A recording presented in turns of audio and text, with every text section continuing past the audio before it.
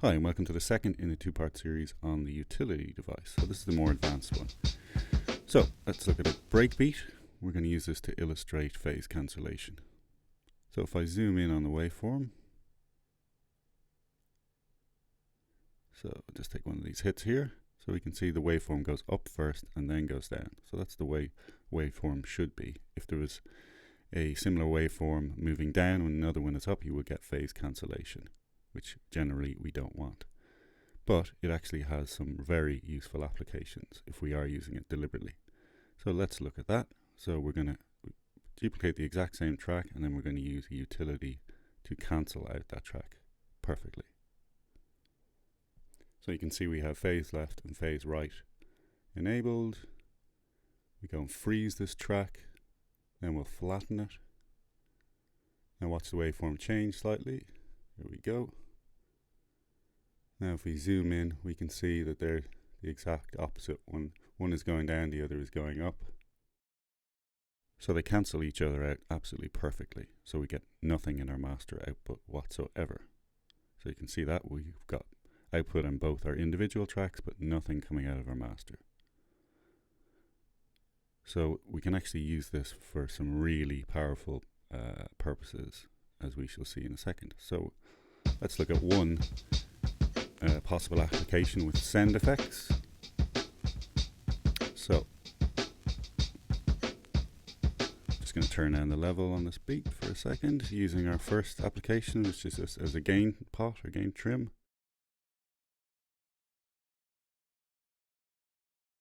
So if we bring up our B send, we'll get the traditional normal use of a send effect. So we're getting the dry sent directly to the master, and then we're sending the wet to our reverb. So we're getting 100% wet and 100% dry. So maybe there's certain applications where you want it to just go to be 100% wet. So you can see with the A reverb, now we've just got only reverb, none of the dry signal whatsoever. So this is very simply achieved. You can see on my first send, so you see down here on the further send at the bottom, we're sending from send A to send B there. So you can enable or disable sends there by right clicking or control clicking. And on the actual track we have our good friend, the phase invert. So we send through from A into B. It cancels out all the dry signal, so we're left with 100% wet. So again, very simple, but potentially very handy.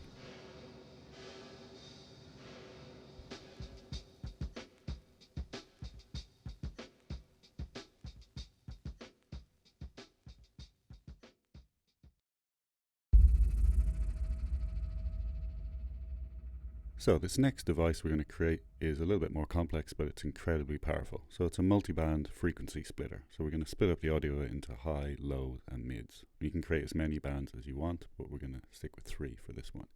So we need a basic EQ8 and one filter. So low pass and high pass for our high and low. And we need our good friend phase invert. So we're going to group these two together. Open up our macro assignment and our chains, and we need to create some more chains. So 3 in total. One's going to be called low phase.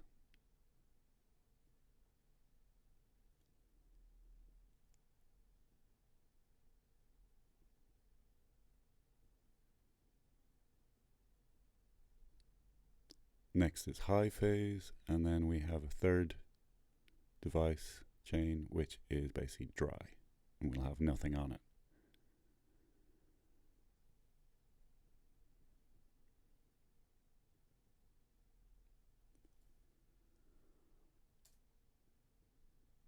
So then we need to map both of the filter frequencies to macros. So we need to change that to a high pass and map that to macro 2. We can also name those and name the rack. So in this case, I'm going to name this rack mid-band. Then we're going to group this again, so it's nested. Things are getting a little bit more complex, but hang in there. So then we create 3 further chains in here. in our master rack, and we further map our macros through to the master macros. And we can rename those: low X for crossover and high X for crossover. And then again we need 3 chains, so mid band, high band and a low band.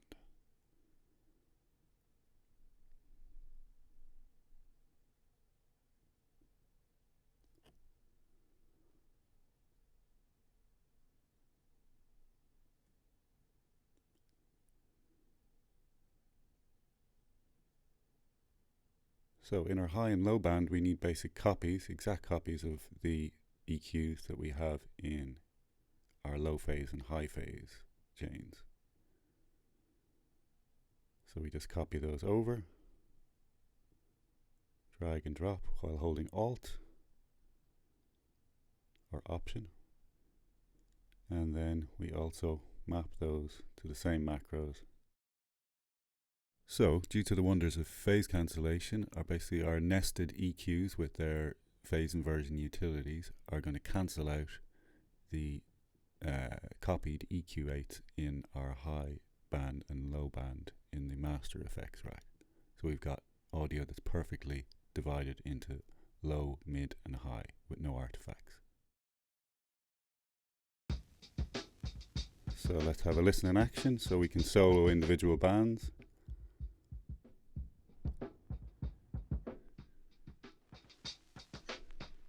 So that's a mid band. We can make it as narrow or broad as we want. Or if we wanted to just focus on the low band, we can make that as narrow as we want. So you want to put your effects on after our EQ8 in any of those bands. So it's going to be after the set of effects we've already set up. So again, our low frequencies, we want them to be 100% mono. So we have our width 0.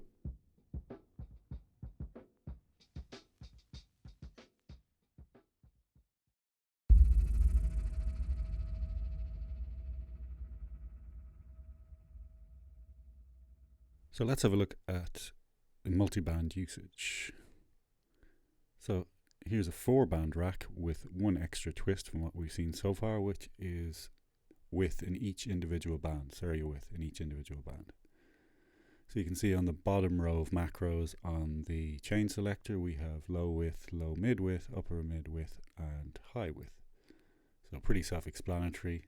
We can tighten in lower frequencies, which as humans we can't pick out the directionality of as much, so the higher frequency the more specific we can be about where exactly it's located. Hence, if you're going up the frequency range you can afford to have more width.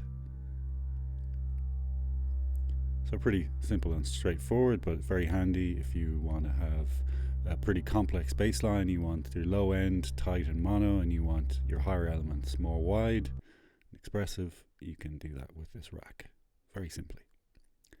So that's that. So let's go back to our old friend the 3-band and let's look at some gating and ducking effects. So our initial break, and so we've got a sub which is being triggered. So we can see in our gated drums we've chosen our breakbeat and we've chosen our low band post effects. So only the low in the drum track is triggering our bass subtone.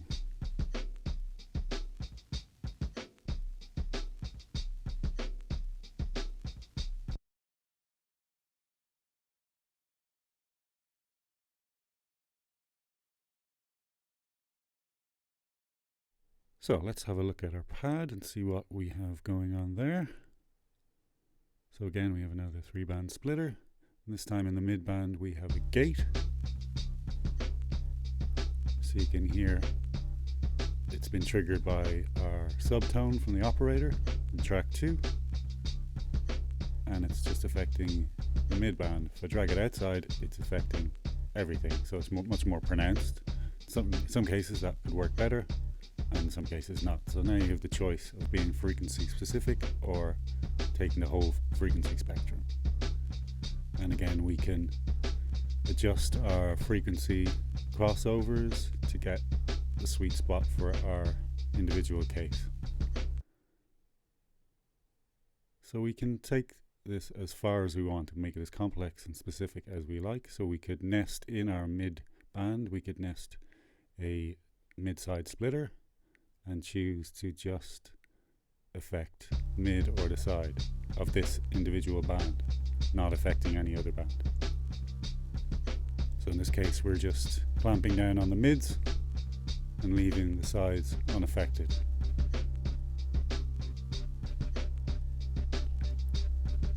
So there's infinite scope for one element impinging on another in some musically relevant way. It's a great way of clearing out clutter from your track. If you have a vocal that needs to cut through and it's got guitars or some synths which share a lot of frequencies, you can use this to push them down when your vocals come in and to come back up when they're not in. So really powerful stuff. So I hope this video was a help, and I'll see you in the next tutorial. If anyone would like any of the racks featured in the tutorial, just drop me a line on waveformtraining@gmail.com. Cheers, see you in the next video.